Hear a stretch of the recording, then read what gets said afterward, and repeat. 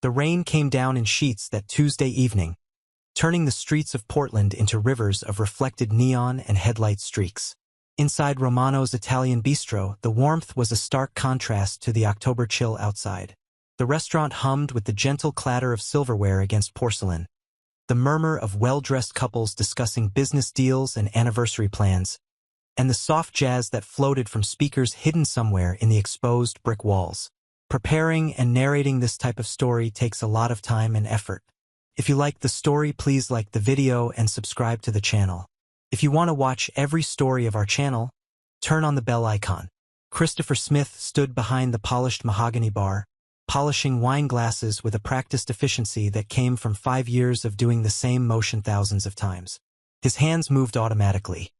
Dip the glass in hot water, twist it into the white cotton cloth, hold it up to the light to check for spots, then set it gently on the rack. Repeat. His mind, however, was elsewhere. It was with a 7-year-old girl named Emma, who was probably finishing her homework right now at Mrs. Patterson's apartment 3 floors below his own. Emma, with her gap-toothed smile and the way she pronounced spaghetti as paschetti, had become his entire universe 3 years ago when her mother, Sarah, had died from an aneurysm that gave no warning, no chance for goodbye. The glass in Christopher's hand caught the light, sending rainbow prisms across the dark wood of the bar. He remembered when Sarah had bought him cufflinks with small prisms embedded in them for their first anniversary. "So you can carry rainbows with you?" she'd said, her green eyes sparkling with that particular joy she had for small, meaningful gestures. Those cufflinks were in a box now, wrapped in tissue paper, waiting for Emma's wedding day decades in the future.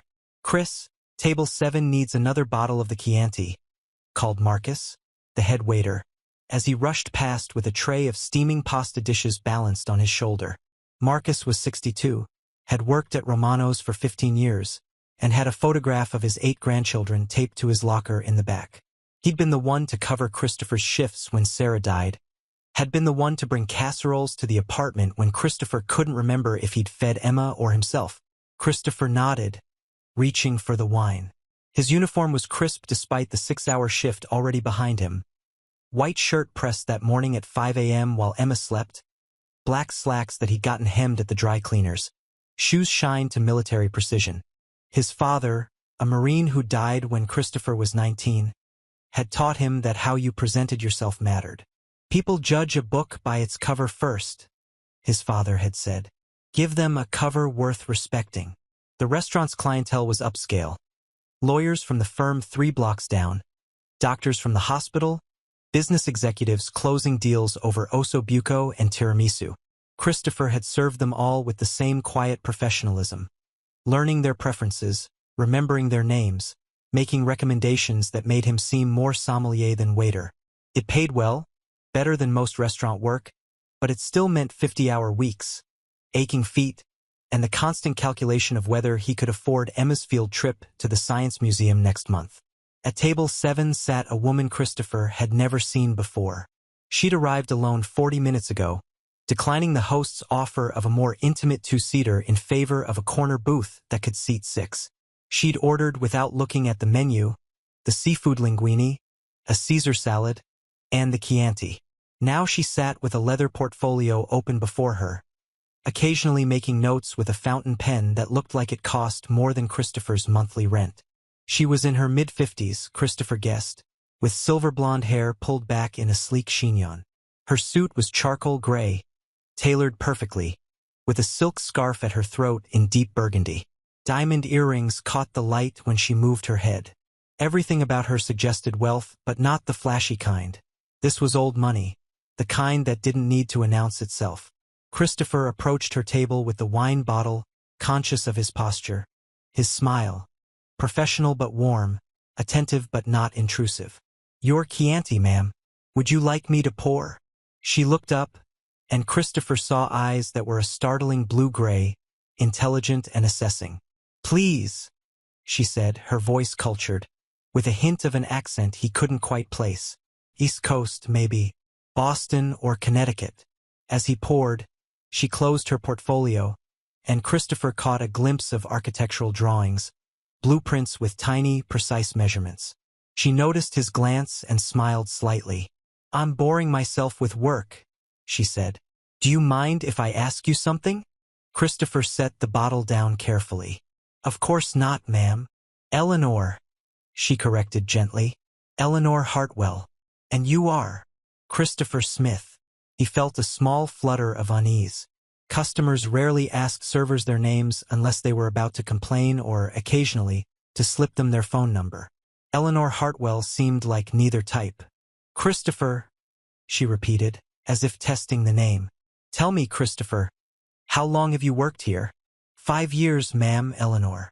He kept his hands loosely clasped in front of him, the posture of attentive waiting. 5 years is a long time in this industry. Most people move on, move up. She took a sip of her wine, her eyes never leaving his face. "You must be very good at what you do." Christopher felt heat creep up his neck. Compliments from customers always made him uncomfortable. "I try my best. Is there anything else I can get for you?" She shook her head slowly, but something in her expression had shifted. She was looking at him differently now, with an intensity that made him want to check if he had a stain on his shirt. "Actually, yes. I'd like to know something. When you take your break tonight, you do get a break, don't you? What do you eat?" The question was so unexpected that Christopher blinked. "I'm sorry. Your break. Your meal. What do you eat?" Eleanor leaned back in the booth, her wine glass cradled in both hands. "I've been coming to restaurants like this for 30 years, Christopher, and I've realized I never once thought about what the people serving me eat. Do you get the same food we do? Do you eat in the dining room or in the back? Do you eat alone?" Christopher's throat tightened. The question felt invasive but not malicious. There was genuine curiosity in her tone, perhaps even concern. "We eat in the break room, usually. Chef Tony makes us something simple, pasta, usually, or sandwiches. And yes, we eat alone or with whoever else is on break. So while you serve people celebrating, you eat alone in a back room." Eleanor's voice had gone soft. "That seems terribly lonely." "It's just how it works," Christopher said, defensive now without meaning to be. He could feel Marcus watching from across the room, probably wondering why he was spending so long at one table. "We're working. It's not supposed to be a social hour." Eleanor nodded slowly, but she didn't look away. "Of course. I apologize if I've made you uncomfortable. It's just—" She paused, seeming to choose her words carefully. "I've been eating alone in fine restaurants for years now, and tonight, for the first time, I wondered if maybe I'm not the only lonely person in the room." Christopher didn't know what to say to that. The vulnerability in her words felt like something he shouldn't witness, like accidentally walking in on someone crying. "I should let you enjoy your meal," he said quietly. "Yes," Eleanor agreed, but her eyes held his for a moment longer. "But Christopher, thank you for the wine. And for listening." He nodded and retreated, aware of a strange feeling in his chest, something between discomfort and recognition. Back at the bar, he resumed polishing glasses, but his mind kept returning to Eleanor Hartwell's question. What did he eat on his break? Tonight it would be leftover spaghetti that Chef Tony had made for the staff, eaten quickly while standing at the metal counter in the break room, checking his phone to see if Mrs. Patterson had texted about Emma. Yesterday it had been a meatball sub, the day before that chicken parmesan. Always alone, except when Marcus had the same break time, and then they'd stand together in comfortable silence, too tired to make conversation. Did it bother him? Christopher turned the question over in his mind like one of the wine glasses in his hands. Loneliness was such a constant presence in his life that he'd stopped noticing it, the way you stopped noticing a low hum of background noise. He was lonely when he came home to an apartment where the only voice was Emma's, where no adult sat across from him at dinner asking about his day. He was lonely in the moments between putting Emma to bed and falling asleep himself, when the silence pressed against his ears and he remembered Sarah's laugh, her warmth beside him in bed, the way she'd read mystery novels with a pencil, marking passages she wanted to discuss. But loneliness was a luxury he couldn't afford to examine too closely. There was Emma to raise, bills to pay, a life to construct from the rubble of the one that had been destroyed that morning 3 years ago when he'd found Sarah collapsed in the bathroom, already gone. At 8:30, Christopher's break finally arrived. He pushed through the swinging door into the kitchen, past the controlled chaos of Chef Tony calling orders in rapid-fire Italian-accented English, past the line cooks sweating over skillets and sauté pans, into the small break room that smelled of grease and exhaustion. His phone showed 2 texts from Mrs. Patterson. Emma finished homework, ate dinner, in bed by 8. She's asking if you'll be home to kiss her goodnight. And then, 15 minutes later, she's asleep. Don't worry, sweetheart. She knows you're working hard for her. Christopher sank onto the metal folding chair and dropped his head into his hands. He'd promised Emma this morning that he'd try to be home by 9, but Tony had asked him to stay late, and he couldn't say no. Not when Tony had given him every weekend morning off so he could take Emma to her soccer games. Not when Tony slipped him leftover bread and vegetables to take home, saying nothing but leaving them in a bag by the back door. The spaghetti sat in front of him, cold now, the sauce congealing. He ate mechanically, tasting nothing, his mind calculating. Emma's school pictures were next week. $40 for the package. The car needed an oil change, $60, maybe $80 if they found something else wrong. His portion of the rent was due in 5 days, $950. He had it, barely, but it would leave exactly $73 for groceries, gas, and anything Emma needed. "You look like you're doing taxes in your head," said a voice, and Christopher looked up to find Sophia, one of the other servers, leaning against the doorframe. Sophia was 24, putting herself through community college, and had a tattoo of a phoenix on her forearm that she said represented her escape from an abusive ex-boyfriend. She and Christopher had an easy friendship, born from shared late shifts and the understanding of what it meant to work hard for very little. "Something like that," Christopher admitted. He gestured to the empty chair across from him, and Sophia sat, pulling out a container of salad she'd brought from home. "That lady at table 7 has been watching the door for the last 10 minutes, Sophia said conversationally, spearing a cherry tomato. "The one with the fancy pen. She asked Marcus if you were on break." Christopher's fork paused halfway to his mouth. "Why?" Sophia shrugged. "Didn't say. But she's got that look, you know? Like she's figuring something out, and you're part of the equation. That's unsettling. Maybe. Or maybe she's one of those rich people who get bored and decide to play fairy godmother." Sophia's voice held skepticism. "I had a lady once leave me a $500 tip and a note saying I reminded her of her daughter. Never saw her again." $500? Christopher's mind immediately went to Emma's upcoming birthday. She'd been asking for a telescope, inspired by a school presentation on astronomy. The decent ones started at $200.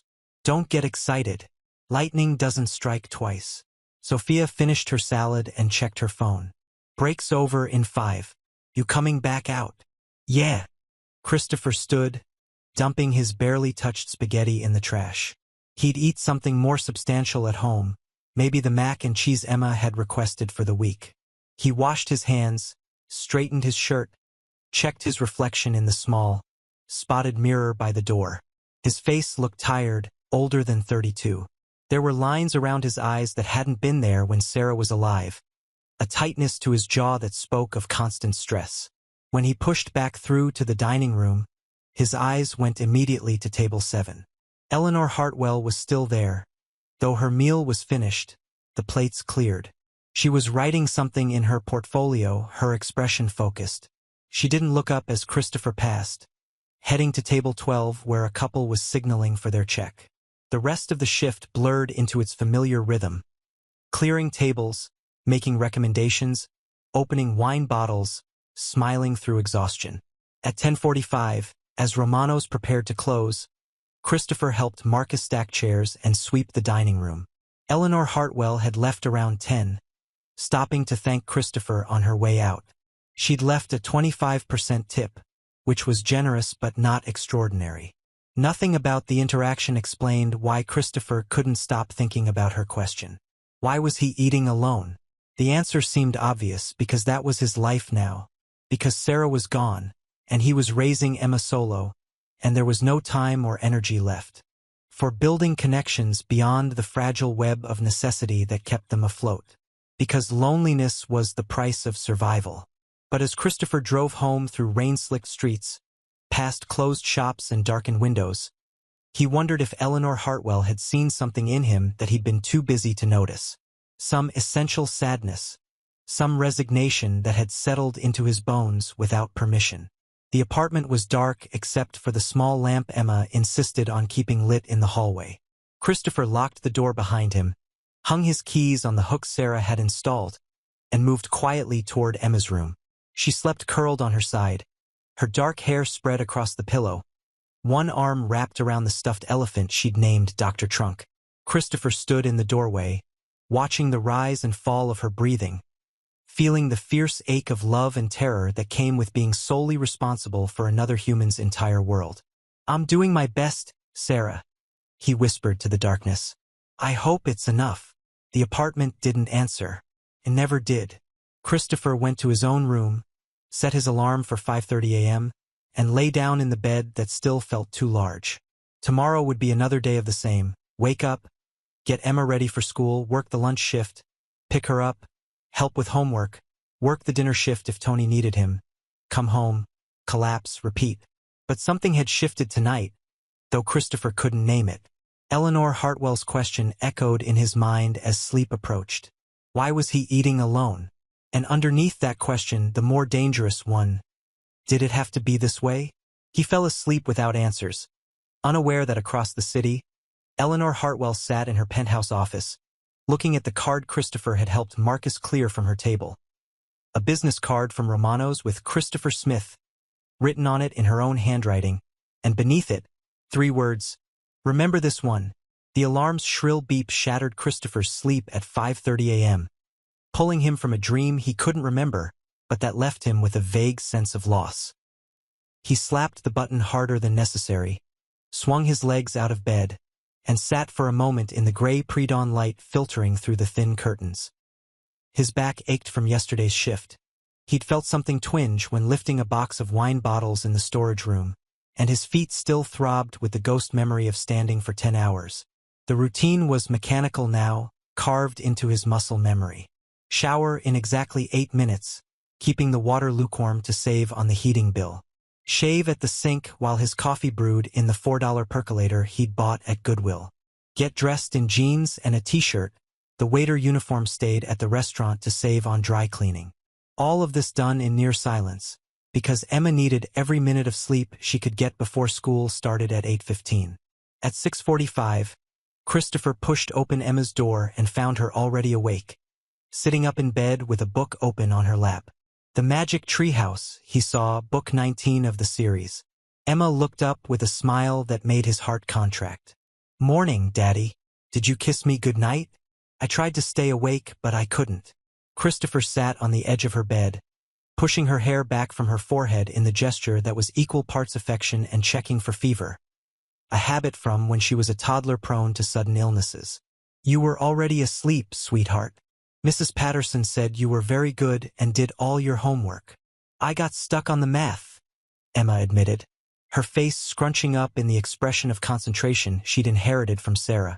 "There was this problem about fractions and pizza, and I kept getting confused about which pieces were bigger." "We'll look at it together tonight," Christopher promised, though he'd have to do it during the 45-minute window between coming home from the lunch shift and leaving for the dinner shift. "Come on, let's get you ready. What do you want for breakfast?" "Pancakes."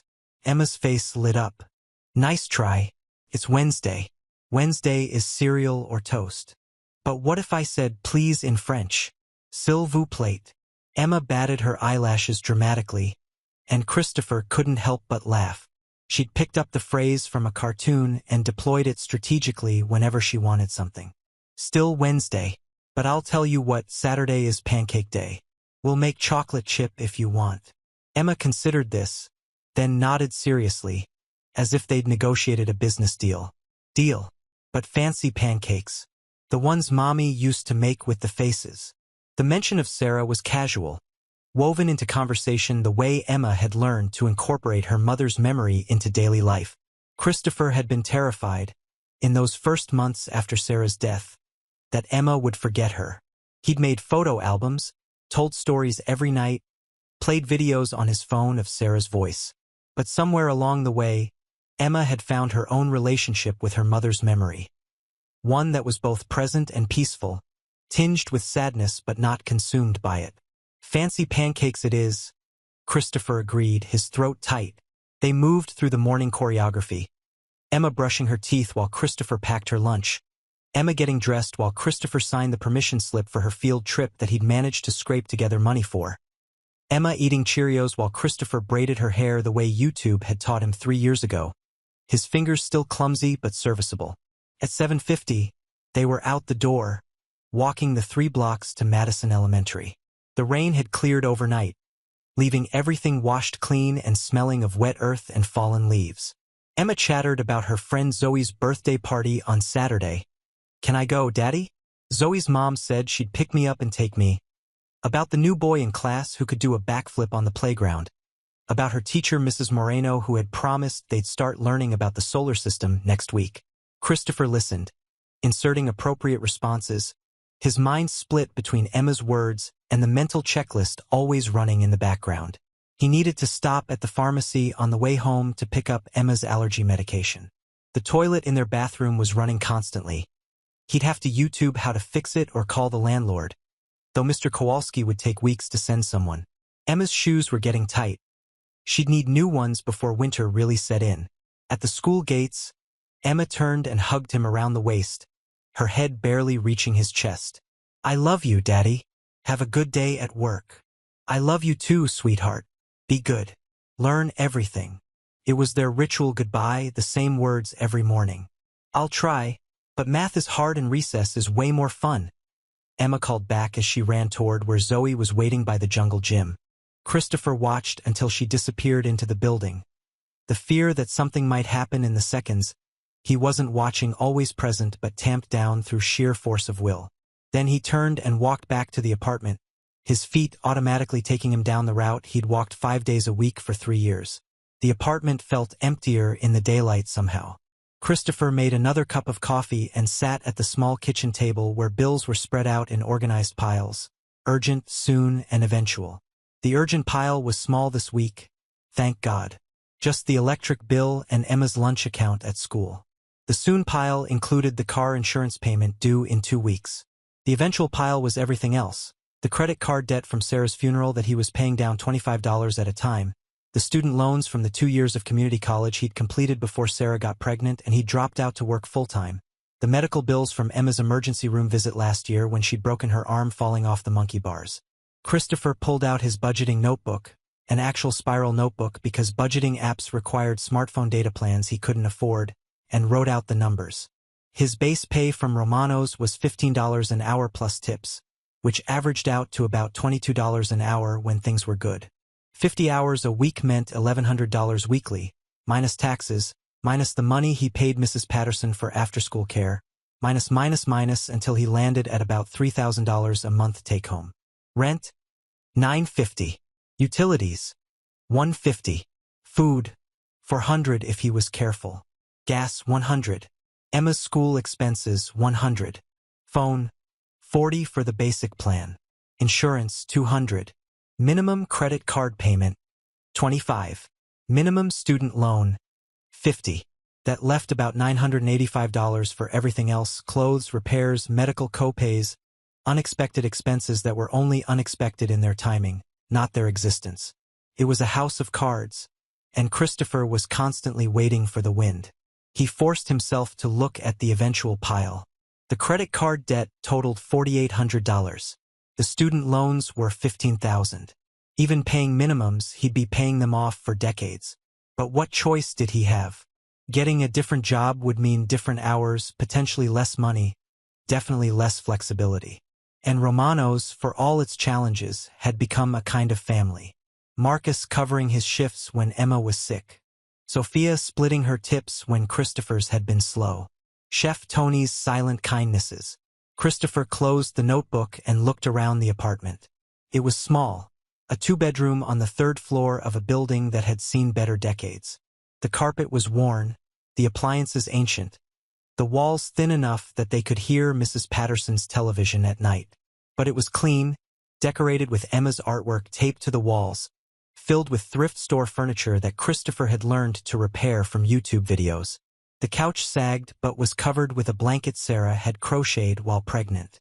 The bookshelf was made of cinder blocks and boards but held Emma's growing library, organized alphabetically because Emma had decided that's how libraries did it. This was home. This was what he'd built from the ashes of his old life. It wasn't much, but it was theirs. At 9:15, Christopher changed into his restaurant uniform and drove to Romano's for the lunch shift. The restaurant looked different in daylight, less magical, more mundane. He parked in the back lot, nodded to the dishwasher Carlos, who was having a cigarette by the dumpster, and let himself in through the kitchen entrance. Early bird, Chef Tony called from where he was prepping vegetables.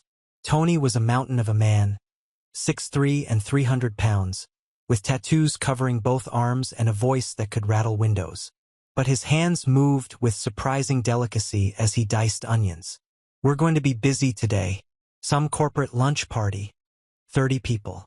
"I'm ready," Christopher said, heading to his locker to stow his jacket. "Hey, Chris." Tony's voice stopped him. "That lady from last night, the one at table 7? She called this morning asking about you." Christopher turned slowly. "Asking what?" Tony shrugged, his knife never stopping its rhythmic motion. "Asking if you worked lunch shifts, if you'd been with us long, what kind of worker you were." His eyes, dark and shrewd beneath bushy eyebrows, fixed on Christopher. "I told her you were one of the best we got. Reliable, good with customers, never late. What's going on?" "I have no idea," Christopher admitted. "She asked me some strange questions last night about eating alone, but I thought it was just small talk." "Rich people don't do small talk," Tony said. "They do reconnaissance. Be careful, Chris. Sometimes good opportunities are really good opportunities. Sometimes there's something else." The warning settled uneasily in Christopher's stomach.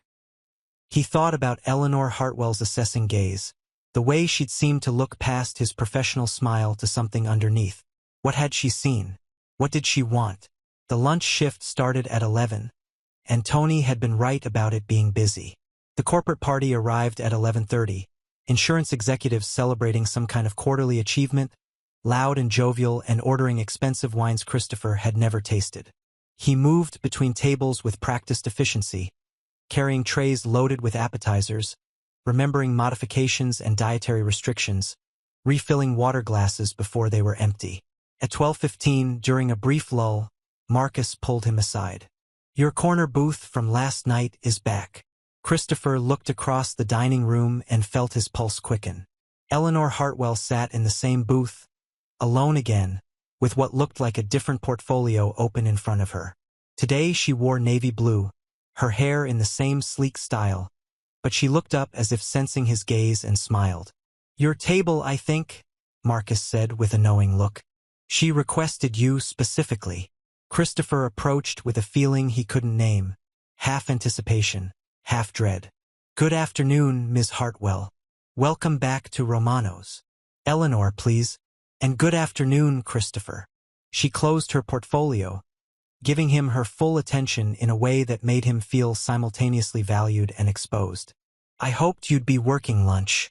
Do you ever get a day off?" "Sundays and Mondays," Christopher said. "Can I start you with something to drink?" "Let's skip the formalities for a moment."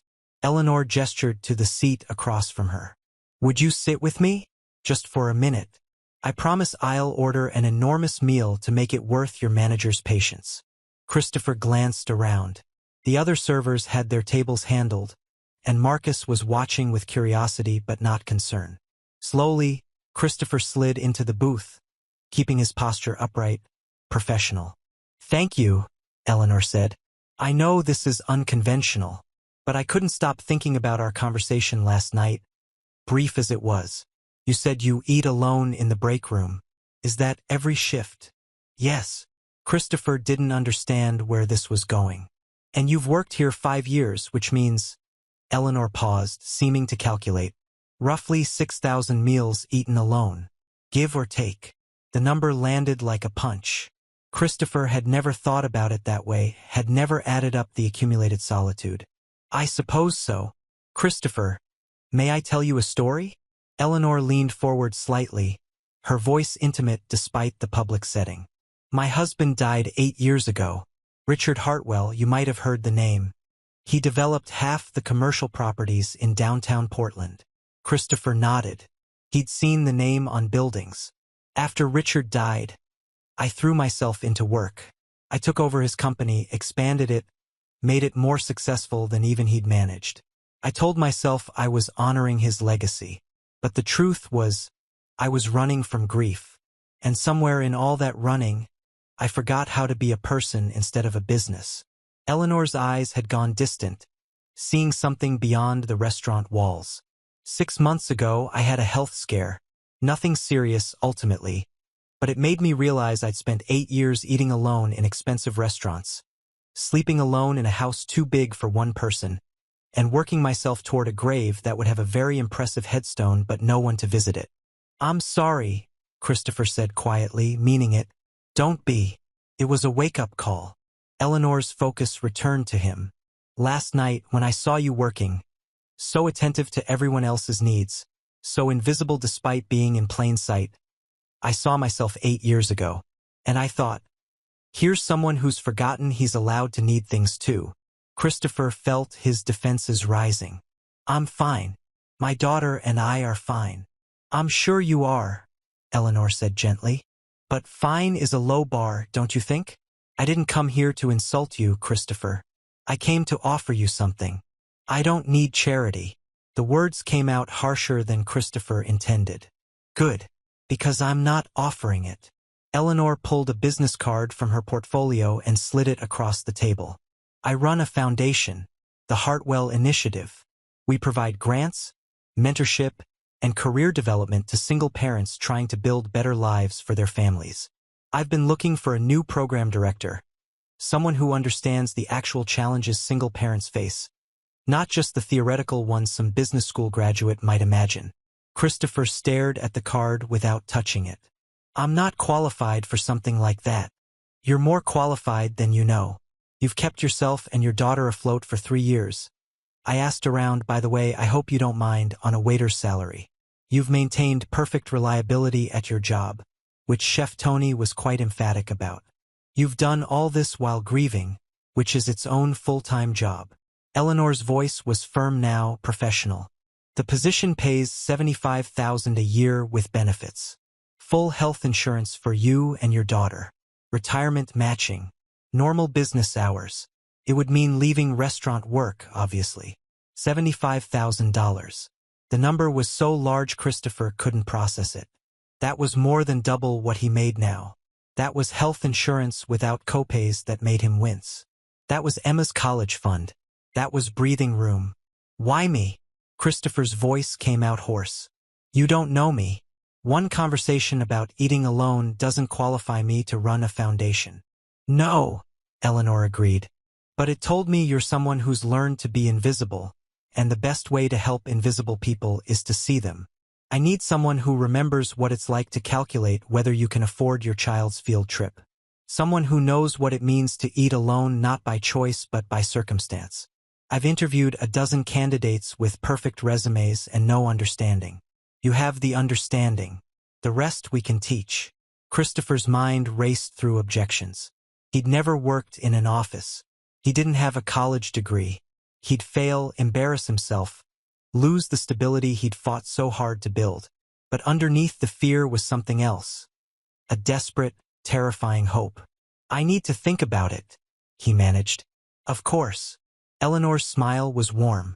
The card has my direct line. Call me when you're ready to talk, or if you have questions. There's no pressure, Christopher. But I want you to know you deserve more than just survival. You deserve a life. She stood then, leaving cash on the table for a meal she hadn't ordered. Keep the change, and think about what I said. Christopher watched her go, his heart hammering against his ribs. The business card sat on the table like a small, elegant bomb. He picked it up with numb fingers, reading the embossed text. Eleanor Hartwell, founder and CEO. The Hartwell Initiative. Empowering single parents. Building futures. You okay, man? Marcus appeared at his elbow, concern in his eyes. "You look like you've seen a ghost." "Something like that," Christopher whispered. He slipped the card into his pocket and stood, his legs unsteady. The corporate lunch party was signaling for their check. Tables needed clearing. There were another 4 hours left in his shift. But everything felt different now, tilted on an axis he didn't understand. That night, after he picked Emma up from Mrs. Patterson's, helped her with her fraction homework, made them both grilled cheese for dinner, and read 3 chapters of Charlotte's Web at bedtime, Christopher sat on his sagging couch and pulled out Eleanor's card. He'd looked up the Hartwell initiative on the library computer during his break. It was real, substantial, with a beautiful website full of testimonials from single parents who'd received grants to go back to school, start businesses, escape poverty. Could he do this? Could he trust this? The voice in his head that sounded like his father said, "Christopher, opportunities like this don't come to people like us." But the voice that sounded like Sarah said, "What if they do? What if you're allowed to be happy?" He thought about Tony's warning. He thought about the house of cards that was his budget. He thought about Emma, growing up watching her father exhaust himself for scraps. He thought about Eleanor Hartwell asking him why he ate alone, and his own answer echoing back, "Because that's just how it works." But what if it didn't have to work that way? Christopher looked at his phone for a long time. Then, before he could talk himself out of it, he typed out a text to the number on Eleanor's card. "This is Christopher Smith. I'd like to talk more about the opportunity. When would be convenient?" The response came back in less than a minute. "Tomorrow. Lunch. Let's say 1 o'clock at Common Grounds Cafe on Morrison. I'll buy you a meal you don't have to serve yourself." Christopher read the message 3 times, his heart racing with terror and possibility. Then he typed back, "I'll be there." He sat in the dim apartment, listening to the sound of Emma's steady breathing from the other room, and let himself imagine, just for a moment, what life might look like with breathing room, with time to attend Emma's school, events, with health insurance that didn't make him delay doctor's appointments, with a future that wasn't just survival. The thought was so overwhelming that tears pricked his eyes. Christopher let them come, silent and hot, the release of 3 years of holding everything together through sheer stubborn will. He cried for Sarah, who would never see Emma grow up. He cried for the dreams he'd set aside. He cried for the exhaustion that lived in his bones. And then, finally, he cried because maybe, just maybe, things were about to change. When the tears stopped, Christopher felt hollowed out but lighter somehow. He went to his bedroom and opened the drawer where he kept the box with Sarah's things. The cufflinks with the prisms were there, along with her wedding ring, a pressed flower from their first date, and a letter she'd written him on their last anniversary. He pulled out the letter, unfolding it carefully, though he'd read it so many times the creases were worn thin. "My darling Christopher," it read in Sarah's looping handwriting. "5 years married, and I love you more than the day we started. You have the biggest heart of anyone I know. Sometimes I worry you give so much of yourself away that there's nothing left for you. Promise me you'll always save some love for yourself. Promise me you'll let yourself be happy, not just responsible. You deserve joy, not just duty. All my love forever, Sarah." Christopher traced the words with his finger, feeling the indent of her pen on the paper. "I'm trying, Sarah," he whispered. "I'm scared, but I'm trying." He folded the letter carefully and put it back in the box. Then he set his alarm and lay down, his mind too full for sleep but his body too exhausted to stay awake. Tomorrow would bring another shift at Romano's, another day of the familiar routine. But tomorrow would also bring 1 o'clock at Common Grounds Cafe, and the possibility that his life might expand beyond the narrow parameters he'd learned to accept. Christopher drifted off sometime after midnight and dreamed of Emma wearing a graduation cap, grown and successful, turning back to smile at him with Sarah's eyes and say, "We made it, Daddy. We actually made it." The next morning began like all the others. Alarm at 5:30, shower, coffee, waking Emma with gentle touches. But Christopher felt different, as if Eleanor's offer had cracked something open inside him. He caught himself humming while making Emma's lunch, something he hadn't done in years. "You're happy today," Emma observed, crunching her toast. She'd insisted on putting jelly on it herself, resulting in a ratio that was mostly jelly with some toast for structure. I am, Christopher admitted. I have a meeting today with someone who might offer me a new job. Emma's eyes went wide. Would you still be a waiter? No, sweetheart. I'd work at an office, helping other parents who are raising kids on their own, like I'm raising you. Would you have to work nights? The hope in Emma's voice was careful, as if she was afraid to want too much. Christopher's heart clenched. No, I'd work during the day while you're at school, and I'd be home for dinner every night. Emma set down her toast and looked at him seriously. Would we still have pancake Saturdays? Always, Christopher promised. Pancake Saturdays are forever. Then I think you should take it, Emma declared, nodding once with decision. I like Mrs. Patterson, but I like you better. Christopher pulled her into a hug, breathing in the smell of her strawberry shampoo and toast. I haven't gotten the job yet, Em, but I'm going to try. Mommy used to say you could do anything, Emma said, her voice muffled against his chest. Remember? She'd say, Christopher Smith, you are capable of absolutely anything you set your mind to. He did remember. Sarah had said it like a mantra whenever Christopher doubted himself. When he'd worried about being a good father. When he'd struggled with his classes at community college. When he talked about his dreams of maybe, someday, doing something more than just getting by. Your mom was pretty smart, Christopher said. The smartest, Emma agreed. Then she pulled back and looked at him with an expression that was far too wise for 7 years old. Daddy? Are you scared? Christopher considered lying, giving her the reassuring parent answer. But Emma had lived through her mother's death, had learned that life could change in an instant. She deserved honesty. Yeah, sweetheart, I'm pretty scared. That's okay, Emma said matter-of-factly. Being scared means it's important. That's what Mrs. Moreno says when we have to do presentations in class. Out of the mouths of babes, Christopher thought. He kissed Emma's forehead and sent her off to brush her teeth, then cleaned up the breakfast dishes with hands that trembled slightly. The meeting wasn't until 1 o'clock, but already his mind was spinning through scenarios. What if he wasn't qualified? What if Eleanor had reconsidered? What if he took the job and failed? But underneath the fear was something else. Anticipation. The feeling of a door opening. Christopher dropped Emma at school with their usual goodbye ritual, then drove to Romano's. He texted Tony last night asking for a longer lunch break today, and Tony had agreed without asking questions. Now, as Christopher pushed through the kitchen door, Tony looked up from his prep work. Big meeting? Tony asked, his knife moving through a pile of garlic cloves. How did you? Chris, I've known you 5 years. You're never nervous.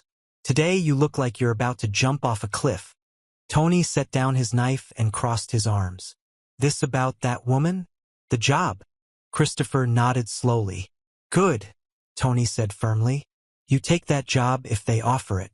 You hear me? I'll miss you. You're one of the best we got. But you're too smart to be carrying plates your whole life. Tony. No arguments. You got a kid to raise. This job, it pays better? Better hours. Both, Christopher admitted. Then you do it. And if you need a reference, you give them my number. I'll tell them you're reliable as sunrise and twice as hardworking. Tony's expression softened. You've been surviving, Chris. Maybe it's time to start living. The same words Eleanor had used. Christopher felt his throat tighten. What if I'm not good enough? Then you learn. You think I came out of the womb knowing how to run a kitchen. I burned more steaks than I like to remember before I figured it out. Tony clapped him on the shoulder with one massive hand. You got this. Now get ready for the morning shift. We got reservations at noon. The morning passed in its usual rhythm, but Christopher's mind kept drifting to 1 o'clock. At 12:45, he changed out of his waiter uniform into the single button-down shirt and slacks he kept in his locker for parent-teacher conferences. Marcus Wolf whistled when he saw him. Look at you all dressed up. Hot date. Job interview, actually. Marcus's joking expression shifted to something more serious. For real? You leaving us? Maybe. I don't know yet. Christopher felt a pang of guilt. These people had become his family in the years since Sarah died. Leaving them felt like abandonment. "Hey!" Marcus gripped his shoulder. "If it's better for you and Emma, you go. We'll still be here if you want to grab a beer sometime. You don't owe us your whole life." The acceptance in Marcus's voice steadied Christopher. He nodded, checked his reflection one more time, and headed out to his car. Common Grounds Cafe was downtown, a 15-minute drive through lunch traffic. Christopher arrived at 12:58 and sat in his car for 2 minutes, practicing his breathing, trying to project confidence he didn't feel. At exactly 1 o'clock, he pushed through the cafe door. The smell of coffee and fresh bread enveloped him. Common Grounds was the opposite of Romano's, casual, bright, with mismatched furniture and local art on the walls. Eleanor sat at a corner table, 2 menus already in front of her. She stood when she saw him, smiling. "Christopher, thank you for coming." She gestured to the seat across from her. "I took the liberty of ordering us some coffee, but please order whatever you'd like for lunch. It's on me." Christopher sat, hyper-aware of his posture, his expression. A server, younger than Sophia, probably in college, came to take their orders. Christopher chose a sandwich he didn't particularly want. His stomach too nodded to think about food. When the server left, Eleanor folded her hands on the table and looked at Christopher with that same assessing gaze from the restaurant. "You look terrified." "I am," Christopher admitted. "I'm not sure why I'm here, honestly. I don't have the qualifications for what you're describing." "Let me tell you what I see," Eleanor said. "I see a man who's been dealt an incredibly difficult hand and has played it with grace. I see someone who shows up, who does the work, who puts his child first without martyring himself. I see someone who's been invisible for so long, he's forgotten he's visible." She pulled out a folder from her bag and opened it. Christopher saw his name at the top of a document. "I did some research," Eleanor continued. "I hope you don't mind. I spoke with Tony, with Marcus, with your landlord, with Mrs. Patterson. Everyone says the same thing. You're reliable, kind, hardworking, and devoted to your daughter. Those are the qualities I need, Christopher. Not a business degree, not corporate experience. I need someone with heart. But I've never," Christopher struggled for words. "I don't know how to run a foundation. I've never worked in an office. I dropped out of college. I'm just a waiter." "You're not just anything," Eleanor said firmly. "Christopher, the foundation helps single parents navigate systems that aren't designed for them. Who better to run those programs than someone who's lived it? I can teach you the administrative side. I can train you on grants and budgets. What I can't teach is empathy or understanding, or the kind of genuine care that makes people trust you with their stories." She pulled out another document. "This is the job description. Program Director. You'd oversee our grant application process, work with our partner organizations, design new initiatives, and represent the foundation at community events. You'd have an assistant, Marianne. She's wonderful. And you'd report directly to me. $75,000 a year, full benefits, 3 weeks paid vacation, and flexible hours within reason. If Emma's sick, you work from home. If she has a school play, you go. We trust you to manage your time." Christopher stared at the job description, the words swimming slightly. 3 weeks vacation. When was the last time he'd had a vacation? Flexible hours. The ability to be present for Emma's life, not just the edges of it. "I need to be honest with you," Eleanor said, her voice gentle. "This job will challenge you. You'll have to learn quickly, speak publicly, make decisions that affect people's lives. It won't be easy, but I believe you can do it. The question is, do you believe you can?" Christopher thought about Emma asking if he was scared. He thought about Sarah's letter, "You deserve joy, not just duty." He thought about 6,000 meals eaten alone in a break room, and the weight of always being responsible, never being seen. "I want to," he said quietly. "I want to believe I can do this, but I'm terrified of failing, of disappointing you, or the people who would depend on me, or—" his voice cracked, "of proving right every voice in my head that says people like me don't get opportunities like this." Eleanor reached across the table and covered his hand with hers. The gesture was maternal, warm, grounding. "Christopher, do you know what Richard used to say? He said the people who are most afraid of failing are the ones who care most about doing things right. Your fear tells me you'll take this seriously. It tells me you'll work hard to serve the families who need us." She squeezed his hand gently. "I'm not offering this to you out of pity. I'm offering it because I think you're exactly who we need. But I need you to take a leap of faith in yourself." The server returned with their food. Christopher looked down at his sandwich and realized he was ravenously hungry, as if Eleanor's words had unlocked something in him. They ate for a few minutes in companionable silence, and Christopher felt his racing heart begin to slow. "Can I ask you something?" he finally said. "Anything. Why me? Really? There must be hundreds of single parents who'd want this job. Why did you see me and decide I was worth taking a chance on?" Eleanor was quiet for a moment, considering her words. "Do you remember what you said when I asked why you eat alone? You said, 'It's just how it works,' not with bitterness or resentment, just acceptance. And I realized you'd spent so long being strong that you'd forgotten to ask for anything different." She set down her coffee cup.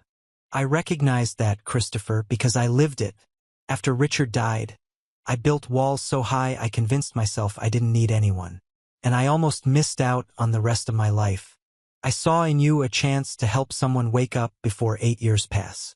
Before your daughter is grown and you realize you survived but didn't live." Christopher felt tears threaten again. He blinked them back, not wanting to cry in a public cafe. "I need to think about it," he said. "Not because I don't want it, but because it's huge. It would change everything." "Take your time," Eleanor said. "The position doesn't need to be filled immediately. Talk to Emma. Think about what you want your life to look like. And call me when you're ready." She paused. "But Christopher, don't take too long. Emma's only going to be 7 once. Don't let fear steal the time you could have with her."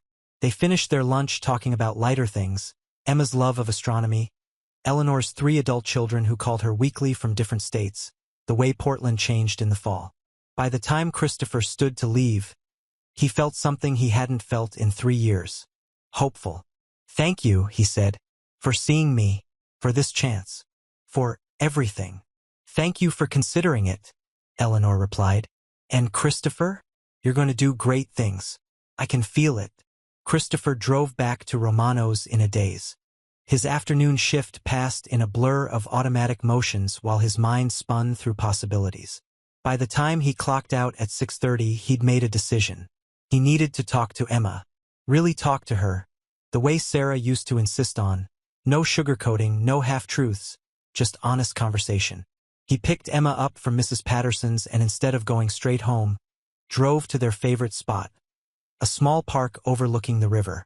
They sat on a bench while Emma fed stale bread to the ducks, and Christopher told her everything. About Eleanor's offer, about the job, about the money and the time and the benefits, about his fears. Emma listened with the focused attention she gave to her favorite books, her dark eyes serious. When Christopher finished, she was quiet for a long moment, watching a duck paddle in circles. "Daddy," she finally said, "do you remember when I wanted to try soccer and I was scared I'd be bad at it?" "I remember. And you said I should try anyway, because being scared just meant it was important." Christopher smiled despite himself. "I think you got that from Mrs. Moreno, actually." "But you agreed with it," Emma insisted. "You said sometimes the scariest things are the things we need to do most." She turned to look at him, and Christopher saw Sarah in her expression. That combination of wisdom and hope. "I think you should take the job, even though you're scared, especially because you're scared." "What if I fail?" Christopher asked his 7-year-old daughter. "Then you'll try again," Emma said simply. "That's what you always tell me." Christopher pulled her close. This little person who had survived loss and uncertainty and come out brave. "When did you get so smart?" "I learned from the best," Emma said. And Christopher knew she meant both him and Sarah. That night, after Emma was asleep, Christopher sat on his couch with his phone in his hand. He thought about all the reasons to say no, the safety of the familiar, the fear of failure, the voice that said people like him didn't get chances like this. But he also thought about Emma's face when he'd told her he could be home for dinner every night. About Eleanor's words, "You deserve joy, not just duty." About Sarah's letter and Tony's encouragement and Marcus's acceptance. He thought about the next 3 years, 5 years, 10 years. Did he want Emma to remember a father who was always exhausted, always absent, always just surviving? Or did he want to show her that taking risks could lead to transformation? Christopher took a deep breath and typed out a message to Eleanor. "I want to accept the position. When do I start?" The response came quickly. "Monday, 9 a.m. I'll have HR send you the paperwork tomorrow." "Congratulations, Christopher. This is going to be wonderful." Christopher read the message 3 times, letting it sink in. He'd done it. He'd said yes. The terror and exhilaration were equally overwhelming. He went to his bedroom and pulled out Sarah's letter one more time. "You deserve joy, not just duty," he read aloud. "I'm trying, Sarah. I'm really trying." As he lay in bed that night, Christopher let himself imagine Monday morning. Waking up without the dread of a double shift. Dropping Emma at school knowing he'd be there to pick her up. Walking into an office where people knew his name, saw his potential, valued his presence. Felt like a fantasy, too good to be real. But it was real. Eleanor had chosen him. Had seen something in him worth investing in. And now all Christopher had to do was prove her right, and prove to himself that he was more than just a survivor. He fell asleep with a smile on his face, and dreamed of Emma older, graduating from college, and thanking him in her speech for showing her that it was okay to be scared, as long as you were brave enough to try anyway. Monday morning arrived with the crisp clarity of October sunshine. Christopher woke before his alarm, his body thrumming with nervous energy. Today was his first day at the Hartwell Initiative, and he felt like a kid on the first day of school. Excited, terrified, and desperately hoping he wouldn't embarrass himself. The morning routine with Emma took on a celebratory quality. She insisted on wearing her fancy dress, a blue number with white flowers that she saved for special occasions. Because, as she explained, if you're fancy for work, I should be fancy for school. Christopher didn't have the heart to tell her his dress code was probably business casual, not black tie. Instead, he put on his one good suit, bought for Sarah's funeral and worn maybe 3 times since, and let Emma tie his tie, which resulted in a knot that was more enthusiasm than technique. "You look like a real office person," Emma declared, stepping back to admire her work. "Is that different from a fake office person?" Christopher teased, readying the knot while she giggled. "You know what I mean. Like on TV. Like you're important." Christopher knelt down to her level. I was always important. To you, to the people I served at Romano's. The job doesn't change that." "I know," Emma said, but her eyes were shining. "But now other people get to see it too." They walked to school hand in hand, Emma chattering about how she was going to tell Zoe and Mrs. Moreno about Daddy's new job. Christopher tried to focus on her words, but his mind kept leaping ahead to 9 o'clock, to walking into the Foundation's building, to meeting Marianne and learning systems and somehow, impossibly, becoming the person Eleanor believed he could be. After dropping Emma off, Christopher drove downtown to the address Eleanor had texted him. The Hartwell Initiative operated out of a renovated historic building in the Pearl District, brick and large windows, with a small brass plaque beside the door. Christopher sat in his car for a full 5 minutes, practicing breathing exercises he'd learned from a YouTube video about managing anxiety. "You can do this," he told his reflection in the rearview mirror. "Emma believes in you. Eleanor believes in you. Time to believe in yourself." At 8:58, Christopher pushed through the glass door into a lobby that managed to be both professional and welcoming. Warm wood tones, comfortable seating, walls covered with photographs of smiling families, presumably grant recipients. A receptionist looked up with a bright smile. "You must be Christopher. I'm Jenna. Eleanor's been so excited for you to start. Let me buzz you up." The ease of her greeting helped calm Christopher's racing heart. He followed her directions to the elevator, rode up to the 3rd floor, and stepped out into an open office space that somehow avoided feeling corporate. There were cubicles, but they were low-walled, personalized with plants and family photos. Natural light flooded in from floor-to-ceiling windows. Christopher. Eleanor appeared from an office at the far end, moving toward him with her hands outstretched. She looked different in this context. Still elegant, but softer somehow, in a burgundy blazer and warm smile. "Welcome. How are you feeling?" "Terrified," Christopher admitted. "Perfect. That means you care." Eleanor laughed and gestured for him to follow her. "Let me show you around, introduce you to the team, and then we'll get you settled in your office." His office. Christopher had never had an office before. As Eleanor led him on a tour, pointing out the break room, fully stocked, help yourself anytime. The conference room, we have staff meetings every Wednesday morning. And introducing him to staff members whose names he tried desperately to remember, Christopher felt increasingly surreal. These people smiled at him with genuine warmth, welcomed him, seemed excited to work with him. His office was modest but real. A desk, a computer, bookshelves, and a window overlooking the street. Eleanor left him there with Marianne, who turned out to be a woman in her 40s with laugh lines around her eyes and a pin on her lapel that said, "Nevertheless," she persisted. "Okay, Christopher, let's get you set up," Marianne said, settling into the chair across from his desk as if they'd known each other for years. "I'm going to walk you through our systems, our current grant applications, and the projects you'll be overseeing. Don't worry about remembering everything today. I'll create you a resource guide you can refer to." "Sound good?" "Sounds overwhelming," Christopher said honestly. Marianne grinned. "That's what I said my first week. But you'll get the hang of it. Eleanor has a gift for seeing potential in people. She saw it in me 5 years ago when I was a single mom working 3 part-time jobs.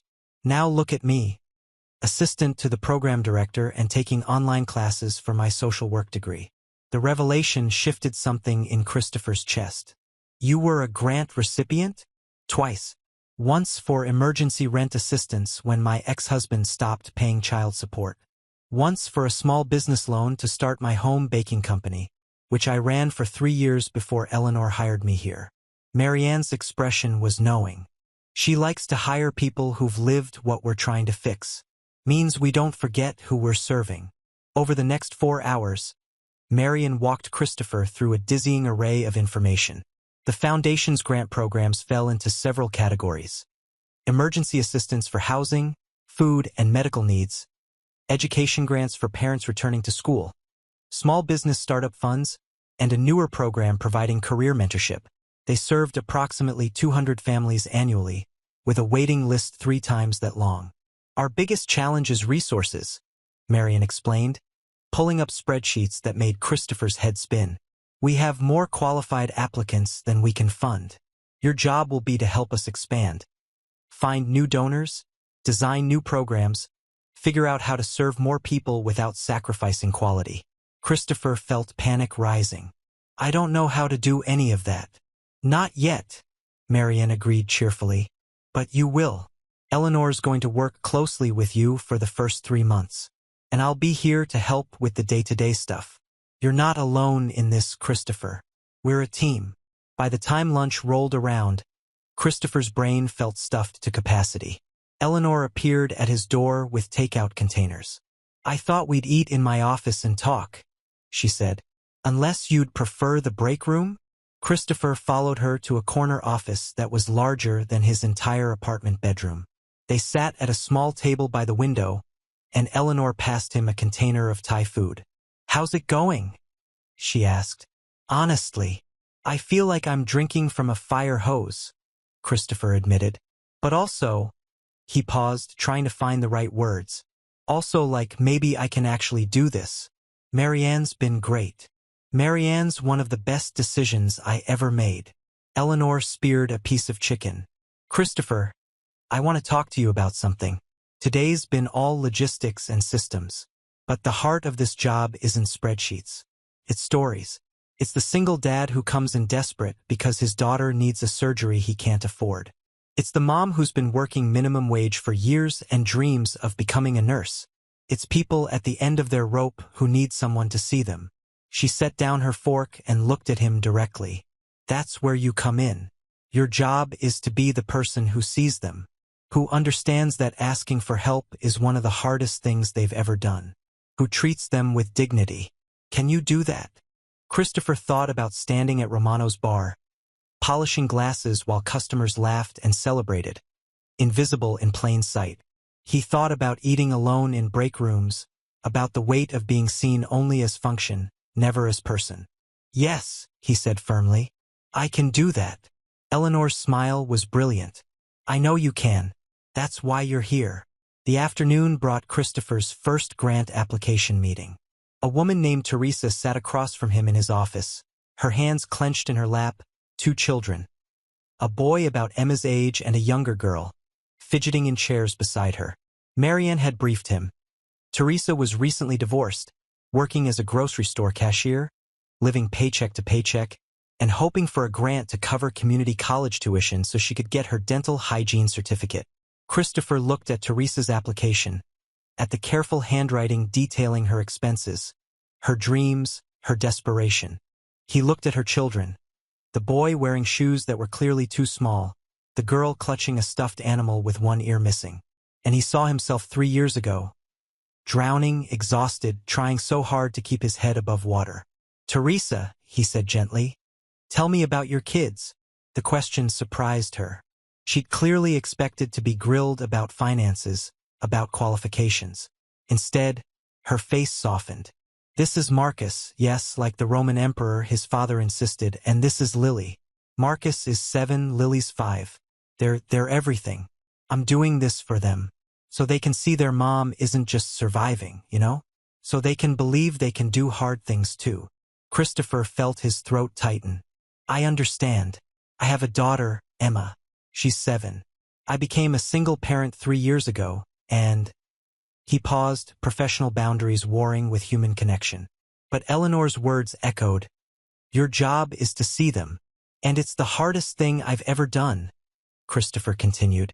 The fear that you're not enough. The exhaustion of being everything to your kids. The guilt of every moment you're not with them. Teresa's eyes welled with tears. Yes, exactly that. You do understand. They spent 30 minutes going through her application, discussing her plan, her timeline, her support system. Christopher asked questions Marianne had coached him on, but he also asked questions from his own experience. Who watches the kids when you're in class? What happens if they get sick? Have you factored in textbook costs? By the end of the meeting, Christopher had approved a grant of $5,000, enough for Teresa's tuition, books, and a small emergency fund. As Teresa left, crying with relief and hugging both her children, Christopher felt something shift in his chest. This was why he was here. This moment, this difference. You're a natural, Marianne said from the doorway. She'd been sitting in to observe, taking notes. That balance of professionalism and empathy, that's what Eleanor saw in you. The first week passed in a blur of learning. Christopher met with grant applicants, reviewed financial documents, attended meetings where people discussed strategy and initiatives in language he was still learning.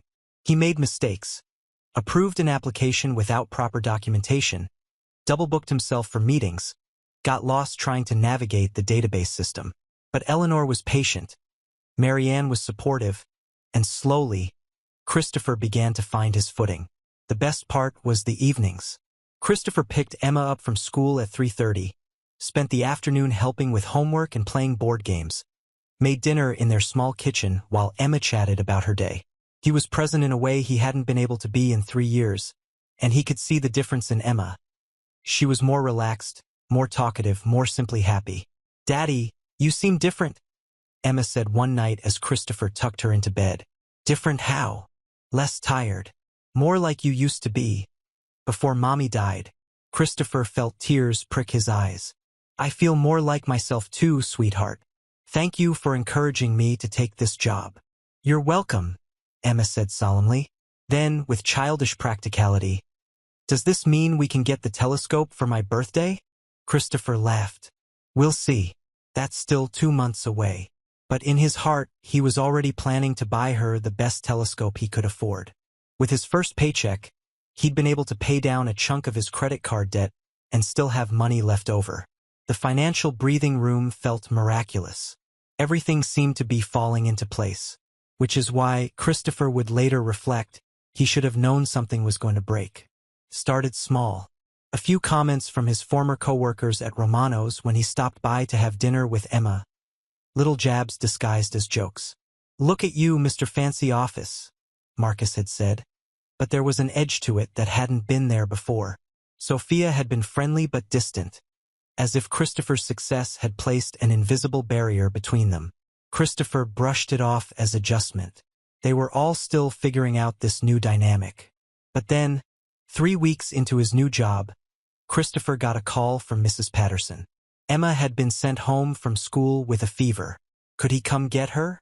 Christopher immediately grabbed his jacket and headed for Eleanor's office. She was in a meeting, but looked up when he knocked. "I'm so sorry," Christopher said, feeling sweat prickle at his hairline. "Emma's sick. I need to pick her up from school. I'll work from home this afternoon. Make up the time." Eleanor held up a hand. "Christopher, go get your daughter.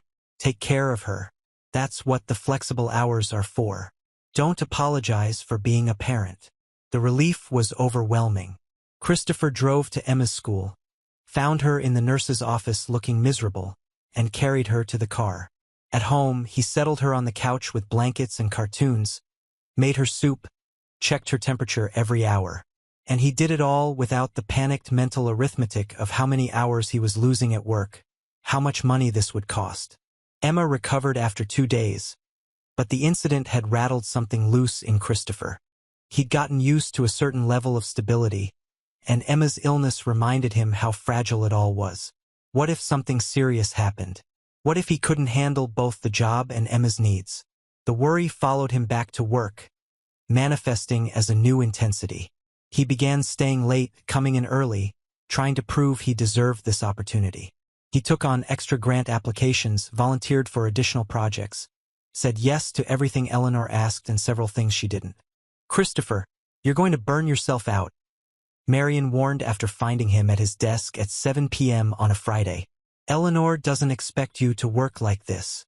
"I just want to make sure I'm pulling my weight," Christopher said, rubbing his tired eyes. "You're pulling double your weight. That's the problem." Marion sat on the edge of his desk. "I'm going to tell you something Eleanor told me when I first started. You can't help other people if you're running on empty. You have to model the balance you want them to achieve." The words made sense, but Christopher couldn't shake the feeling that he was one mistake away from losing everything. The feeling intensified when, in his 4th week, he made his first significant error. A grant applicant named Robert had submitted an application for small business startup funds. Christopher had met with him, been impressed by his business plan, and approved a grant of $15,000. But he'd missed a crucial detail in the financial documentation. Robert had failed to disclose existing debt that made him ineligible under the foundation's guidelines. Eleanor called Christopher into her office, her expression serious. Robert's ex-business partner had contacted them, furious that the foundation was enabling someone who defaulted on previous loans. "I'm so sorry," Christopher said, his stomach dropping through the floor. "I should have caught that. I reviewed the documentation, but I missed it." Eleanor was quiet for a long moment, and Christopher braced himself for disappointment, for consequences, for the confirmation that he wasn't qualified for this job after all. "Mistakes happen," Eleanor finally said. "This is why we have review processes. Marianne should have caught this too. It's not solely on you. But Christopher, I need you to understand something. Due diligence matters. Every dollar we grant is a dollar we can't give to someone else. We have to be careful." "I know. I'll be more careful. It won't happen again." "I'm not worried about that," Eleanor said, and her tone was kind. "What concerns me is that you look terrified, like you think one mistake means you're going to lose this job. Is that how you feel?" Christopher couldn't speak. He just nodded. Eleanor sighed. "Christopher, I hired you knowing you'd have." Eleanor sighed. "Christopher, I hired you knowing you'd have a learning curve. Making mistakes is part of that. What matters is that you learn from them, which I know you will. But I need you to stop trying to earn your place here. You already have it." The words should have been comforting, but Christopher felt himself spiraling. That night, he lay awake running through everything he'd done wrong. The missed documentation, the times he'd needed clarification on procedures, the moments he'd felt lost in meetings. The old voices crept back. People like, you don't get opportunities like this. You're going to fail. You're going to disappoint everyone. The stress manifested in small ways. Christopher snapped at Emma over spilled juice. He declined an invitation from Marianne to join the team for happy hour. He stopped eating lunch, working through his break instead. The irony wasn't lost on him. He'd gone from eating alone in Romano's break room to eating alone at his desk, just with a better view. 2 weeks after the grant mistake, Christopher arrived at work to find an email from a donor, a major one, someone whose contributions funded multiple programs. The donor wanted to meet with the program director to discuss the foundation's vetting processes. Eleanor had forwarded the email with a simple note. Can you handle this meeting? Tuesday at 2 p.m. I'll be there, but I'd like you to lead. Christopher stared at the email, panic rising in his throat. This was a test, a chance to prove himself or confirm everyone's doubts. He spent the weekend preparing, creating presentation materials, rehearsing answers to possible questions, barely sleeping. Monday morning, Emma noticed. Daddy, you look sick. I'm fine, sweetheart. Just nervous about a meeting. The scared because it's important kind? Christopher managed a smile. Yeah, that kind. But Tuesday afternoon, sitting across from Gerald Pemberton, a silver-haired man whose family foundation contributed $200,000 annually, Christopher didn't feel brave. He felt like an imposter in a suit that didn't quite fit, playing a role he wasn't qualified for. Gerald asked pointed questions about oversight procedures, about how the foundation ensured grants went to legitimate recipients, about the recent incident with Robert's application. Christopher answered as best he could, aware of Eleanor's presence beside him, of Marianne's encouraging nods from across the table. I appreciate your transparency, Mr. Smith, Gerald finally said, but I have to be honest. I'm concerned about the foundation's quality control. My family's name is attached to this work. We can't afford errors. Christopher felt something snap inside him. All the fear, all the doubt, all the exhaustion of trying to be someone he wasn't sure he could be. It crystallized into clarity. Mr. Pemberton, Christopher said, his voice steady despite his racing heart. 3 months ago, I was a waiter eating alone in a break room, trying to figure out how to afford my daughter's school pictures. I made $19 an hour and lived in constant fear that one emergency would destroy everything I'd built. Eleanor shifted beside him, but Christopher continued. Eleanor saw something in me I didn't see in myself. She gave me this opportunity even though my resume was thin and my qualifications were questionable. And yes, I made a mistake. I approved a grant I should have scrutinized more carefully. But here's what else I did. I sat with Teresa Martinez and understood her fear because I've lived it. I helped Michael Santos navigate our application because I know what it's like to feel stupid asking for help. I've processed 47 grant applications in 3 months, and 46 of them have changed families' lives. Christopher's hands were shaking, but he didn't stop. You're worried about your family's name and reputation. I understand that, but the families we serve, they're worried about keeping roofs over their children's heads. They're worried about choosing between medication and groceries. One mistake in 47 applications is a 98% success rate. And that one mistake taught me to be better, more thorough, more careful with the trust people place in us. The room was silent. Christopher waited for Gerald to stand up, to announce he was withdrawing funding, to confirm that Christopher had just destroyed everything. Instead, Gerald smiled, a real smile that reached his eyes. That, he said, is exactly what I needed to hear. Not practiced answers about procedures, but genuine understanding of what this work means. He stood and extended his hand.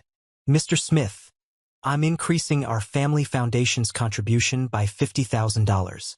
I want it dedicated to a new program, one you'll design, specifically for single fathers. There aren't enough resources for them. Christopher shook his hand, stunned. After Gerald left, Eleanor turned to Christopher with an expression of pride mixed with exasperation. That was either the bravest or most reckless thing I've ever witnessed in a donor meeting. she said. But it was authentic. And it was perfect. That evening, Christopher picked up Emma and took her to their spot by the river. He needed to tell her something, but more importantly, he needed to hear himself say it out loud. I've been scared, he began. Scared that I'm not good enough for this new job. Scared that I'll let down the people who believe in me. Scared that if I mess up, we'll lose everything. Emma listened seriously, then said, But Daddy, you mess up all the time. Christopher laughed despite himself. Thanks, sweetheart. No, remember when you tried to fix the sink and made it worse? Or when you made cookies and forgot the sugar? Or when you got lost driving to my soccer game? Emma's voice was matter-of-fact. You mess up and then you figure it out. That's what you always tell me to do. Out of the mouths of babes. Christopher pulled her close. You're right. I've been so focused on being perfect that I forgot it's okay to be human. Is that what you're going to do now? Be human? Yeah, Christopher said. I think I am. The next few weeks, Christopher made a conscious change. He left work at 5 unless absolutely necessary. He had lunch with Marianne and the team. He called Tony and met Marcus for a beer, rebuilding bridges he'd been too afraid to maintain. He enrolled Emma in the astronomy club at school and bought her the telescope for her birthday early, because life was too short to wait for the right time. He also started a support group at the foundation, monthly meetings for single parents to share resources, vent frustrations, and build community. The first meeting, held in the foundation's conference room on a Wednesday evening with pizza and childcare provided, drew 12 people. By the third month, they had 40 regular attendees. You know what this is? Eleanor said, watching Christopher facilitate a discussion about managing guilt and self-care. This is what I hired you for. Not to be perfect. To be real. 6 months into the job, Christopher stood in front of the foundation's annual fundraising gala, preparing to give a speech. Emma sat in the audience in her fancy dress, next to Mrs. Patterson, who'd been invited as Christopher's guest. Eleanor had asked him to talk about his journey, from waiter to program director, from surviving to thriving. Christopher looked out at the crowd of donors, board members, and grant recipients. He thought about the man he'd been 6 months ago, polishing wine glasses and eating alone. He thought about Eleanor's question that had changed everything. Why are you eating alone? I used to think asking for help was weakness, Christopher began. I thought being strong meant never needing anything from anyone. I was wrong. True strength is having the courage to be seen, to admit you're struggling, to accept the hands reaching out to help you up. He told his story, Sarah's death, raising Emma alone, the grinding exhaustion of poverty, Eleanor's unexpected offer. He talked about his fears and failures, his learning curve and mistakes. And he talked about what he'd discovered. That transformation wasn't about becoming someone new, but about allowing yourself to become who you'd always been underneath the survival. We serve single parents at this foundation, Christopher concluded. But really, we serve anyone who's been invisible for too long. Anyone who's forgotten they deserve more than just survival. Anyone who needs someone to see them and say, you matter. Your struggles matter. Your dreams matter. You deserve joy, not just duty. The audience rose in standing ovation. Christopher saw Emma beaming, saw Eleanor with tears in her eyes, saw Teresa and Michael and dozens of other grant recipients whose lives had intersected with his. After the gala, as Christopher drove home with Emma asleep in the back seat, he felt something he hadn't felt in years. Peace. Not because everything was perfect, it wasn't. He still had debt to pay down, challenges to face, moments of doubt to work through. But he was no longer alone in a break room, eating cold spaghetti and calculating survival. He was living, really living. That night, Christopher pulled out Sarah's letter one more time. You deserve joy, not just duty, he read. And then, in a whisper to the darkness, I found it, Sarah. I finally found it. The apartment didn't answer. But somehow, Christopher felt she heard him anyway. If you enjoyed this story, please give it a thumbs up and leave a comment below. I'd love to hear what resonated with you. Did Eleanor's question make you think differently about the invisible people in your own life? Have you ever had a moment when someone saw potential in you that you couldn't see in yourself? Share your thoughts, I read every single comment.